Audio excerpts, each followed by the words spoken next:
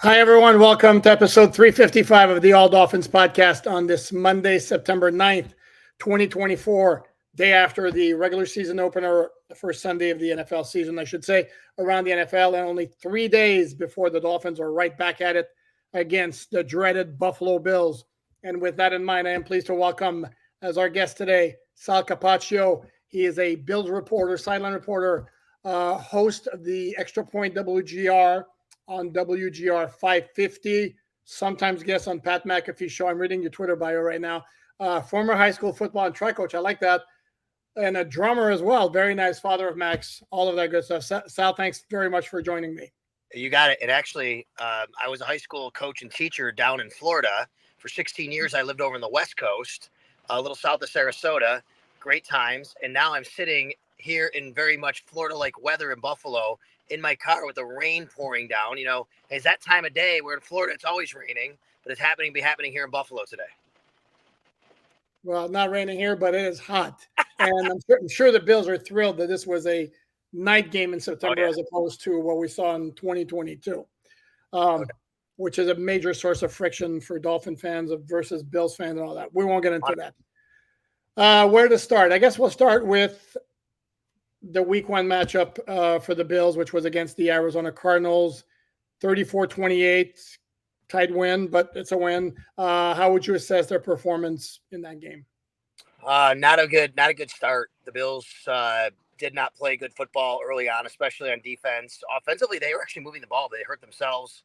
Josh Allen was sacked. He fumbled. That stopped their first drive. Their second drive, he actually scored a touchdown, but it was a penalty that was called back. They just kept shooting themselves in the foot. But offensively, for the Cardinals, really kind of had their way with the Bills. Was not a good start. But you know what? It got to 17-3, much like it did in Jacksonville, in Florida, Miami with Jacksonville 17-7. 17-3, and then the Bills kind of got their footing a little bit. And after that, the Bills really dominated the rest of the game. They made some adjustments, some nice adjustments. They held the Cardinals to 3 offensive points after that. They did have a kick return for a touchdown. But honestly, Josh Allen was the best player on the field. He was an MVP type of player in that particular game. And, the defense, after a slow start, had an injury to Taron Johnson, was very key. We just learned he's not going to play in the game Thursday. We could talk about. But, they did a nice job to come back, make adjustments. And then, look, a 6-point win, against any team in this league opening weekend is a good win, I think. You take it, right? And then some Dolphin fans are complaining that their win against Jacksonville didn't look particularly aesthetically pleasing. It's a win. That's right. Before we get to Taron Johnson, that's a big loss right there. Josh Allen had an issue with his hand. I'm assuming that's a non-issue for Thursday night. It's already been declared fine and cleared. Sean McDermott spoke to the media Monday afternoon. He said Josh has been cleared to practice and to play in the game. So whatever the issue is, I'm sure they'll button it up a little bit. I wouldn't be surprised if he's taped up a little bit in some regard. He did play the rest of the game. Look, after it happened, we were thinking, okay, he's not even going to be able to go under center. He did. Then he took shotgun snaps. Then he threw the ball. Then he ran the ball. So he did everything, but he did go in the locker room. He did go into the x-ray room after the game just to kind of get checked out, and everything appears as though it's going to be okay. Okay. And Taron Johnson is a starting cornerback now that Tre'Davious White or was he a starter last year as well? Well, he's their starting nickel cornerback. He's the inside. He doesn't play. Tre'Davious was a outside guy. But Taron Johnson has been with this team since 2018. He is I could make the argument he's the second best player on the team behind Josh Allen. This is a all-pro player. He was an all-pro last year. This is a really, really significant loss for the Bills. In the games against the Dolphins, he's done a really great job of having to help defend that spread, and what they do with their wide receivers, different things like that. At times, he'll really he'll guard some of the top tight ends in the league. At times, he'll, guard some of the best, even bigger guys. He's not the biggest man on the slot, but boy, he plays fiercely, super aggressive, competitive.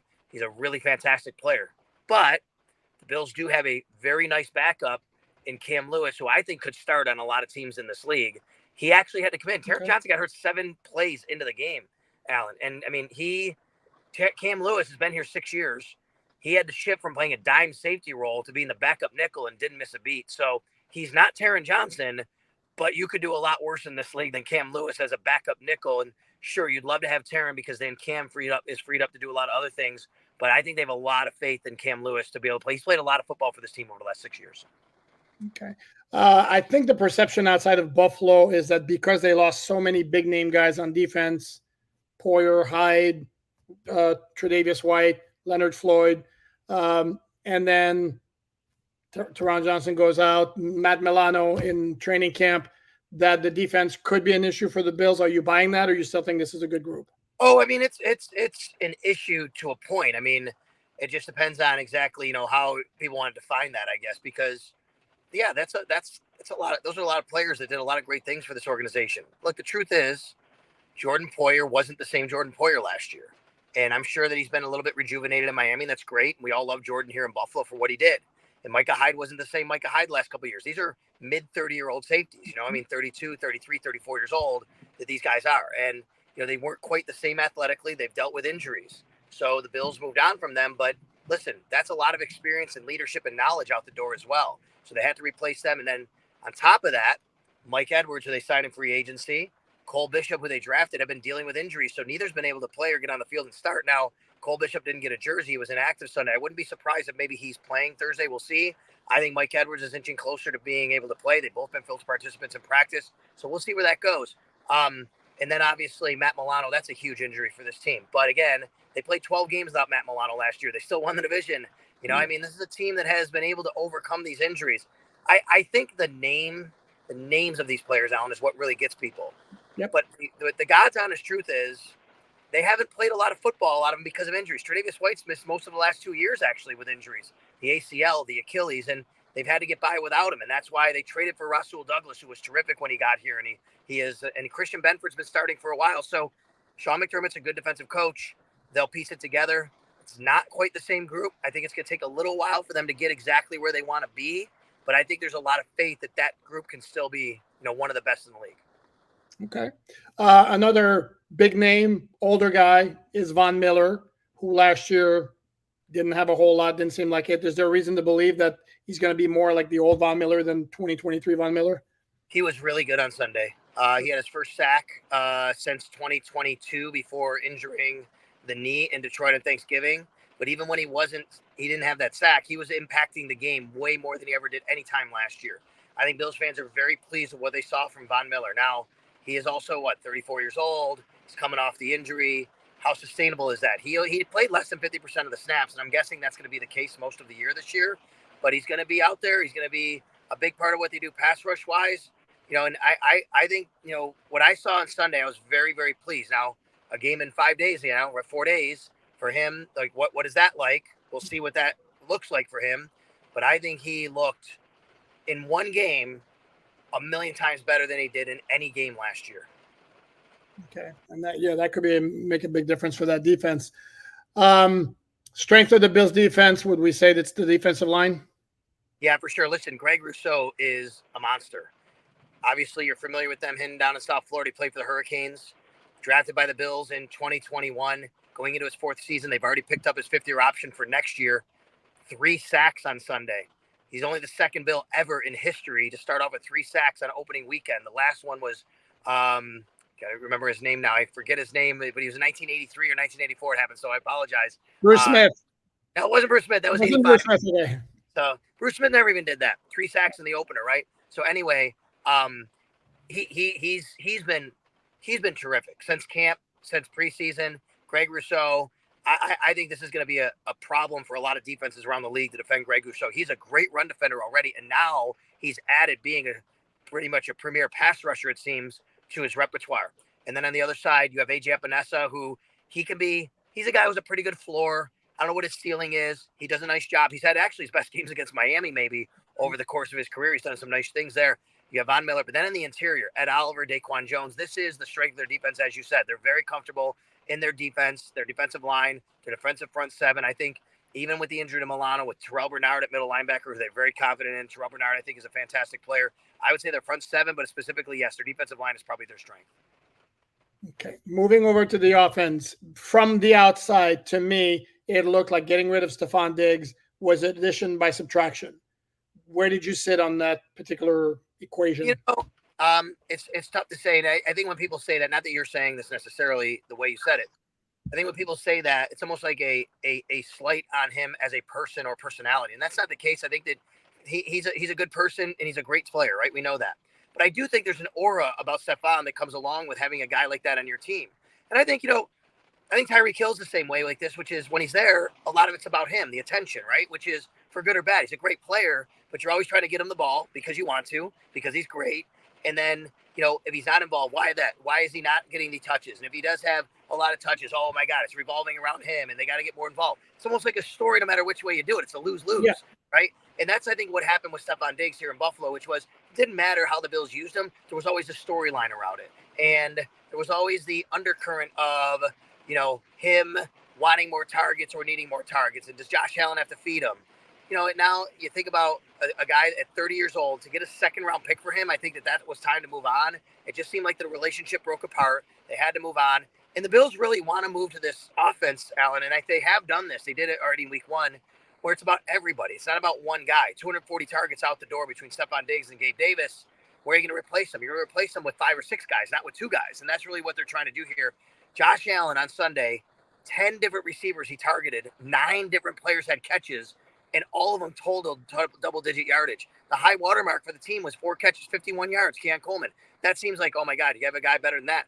But that's what they want to do. They want to just have everybody involved in a different capacity. They all play different roles, and that's what they're moving towards without Stefon Diggs. I think the team felt he was a declining player, and they weren't going to be able to – they were paying him a lot of money, and they weren't going to be able to get any more than they were, a maximum of a second-round pick, which is a heck of a deal for a 30-year-old wide receiver at this point, and that's why they moved down when they did.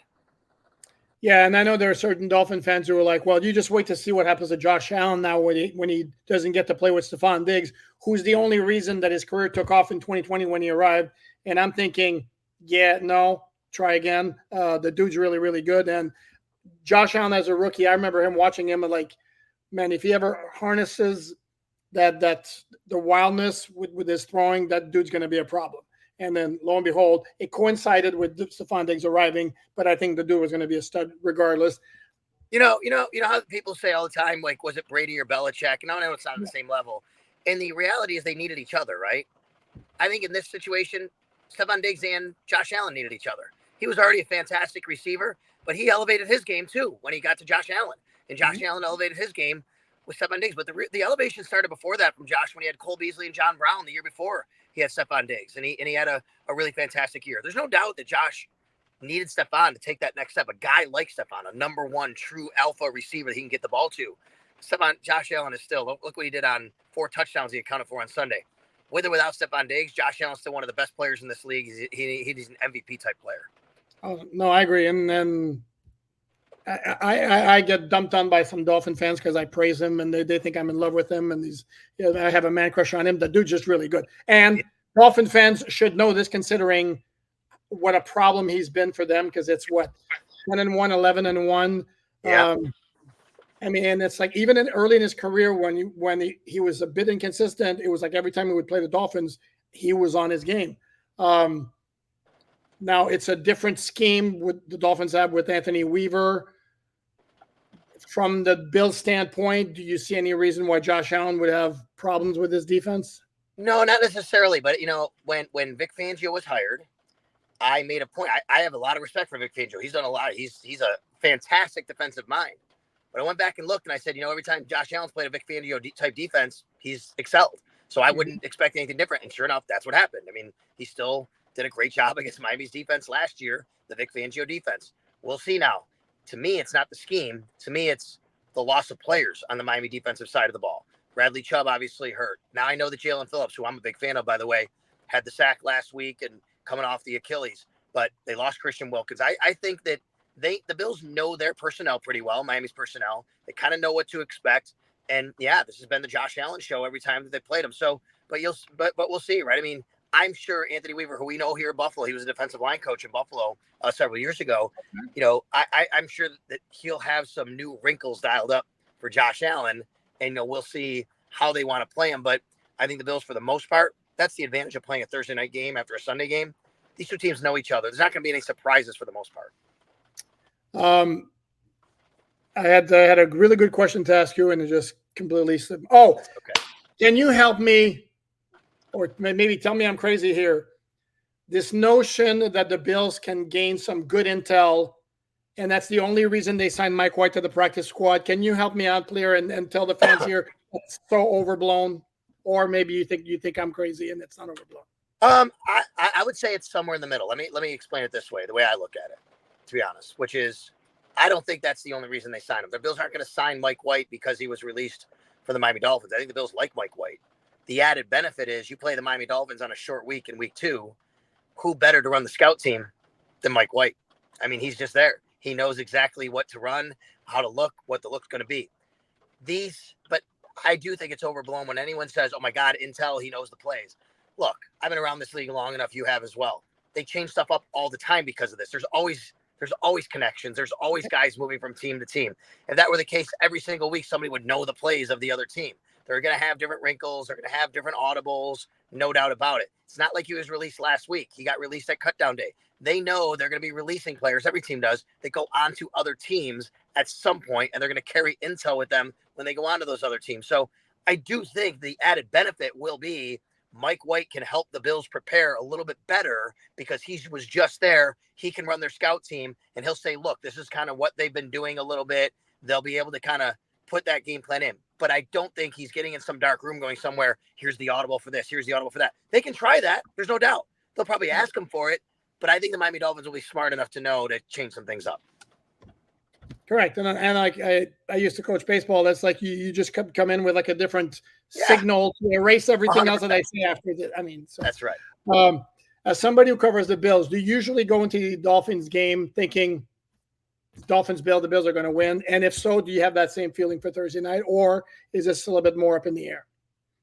I don't usually go into that game. You know why? I have a lot of scar tissue from when I was a kid growing up here in the Dolphins and Bills, right? I mean, tell me you didn't grow up in the 70s. No, I didn't grow up in this. I mean, okay. I was too young, okay. But I did grow up. The mid 80s was my time period to know all about that, right? Like, oh my God, Bills, Dolphins, the history. We know that 20 straight times, 20 straight games, goalposts come down in 80 after the Bills beat them. That's how, crazy it was. And we all know the rivalry and the history between these two teams. And I go through the history every year on my radio show. I love talking about the history. The 70s, the Dolphins kicked the Bills' butts every single time, 20 straight times. And in that same decade, Buffalo was becoming a ghost town and one of these Rust Belt towns. Everybody was leaving, going somewhere because of the manufacturing jobs were going everywhere. Then we had the blizzard of 77 and people died. And all of a sudden, national news is showing Buffalo is this horrible place to live. And we associated here in Buffalo all of that misery with the Miami Dolphins kicking their butt. Like, that's why, like it's just, it's a connection, right? That's why Bills fans hate the Dolphins so much for that. And then here comes Jim Kelly. Here comes Marv Levy. And they took it to the Dolphins for the most part through the late 80s and early 90s, playoff games. Marv beat Don Shula, Kelly beat Marino, but there were some great times and great games there. And then you had Brian Cox, right? And the double bird coming out of the tunnel and the fight with Carwell Gardner. Listen, you see me? I'm getting passionate about this. This is Miami week here in Buffalo. We call it Miami week here in Buffalo. One of my very good friends now, which is amazing to me because I grew up watching him, is Thurman Thomas, right? And Thurman obviously goes from Buffalo to Miami because he wanted to stick it to the Bills after they released him. And we always talk about how crazy it was to see him in that uniform, and nobody liked to see that. It's amazing. Now we get then for a better part of 20 years, both teams were kind of the Bills went through this drought. Now, because of all that, with Tua, with Mike McDaniel, with that offense and Tyreek Hill, I never think the Bills are just going to beat the Dolphins. I'm always afraid because the Bills should beat the Dolphins, and if they don't, I have to hear about it from Dolphins fans everywhere, including friends of mine down in Florida. I do think the Bills are the better football team, but I think this is a tough spot for the Bills to go down to Florida in week 2 on a short week, road trip, no Taron Johnson.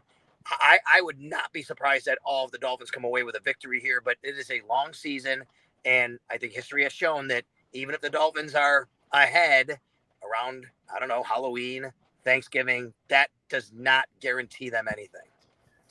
No, it doesn't, because last year they had, a 3-game lead with 5 games left, and down the drain it went. That's right. No, I could see the game. To me, flip a coin. I think they're two fairly evenly matched teams.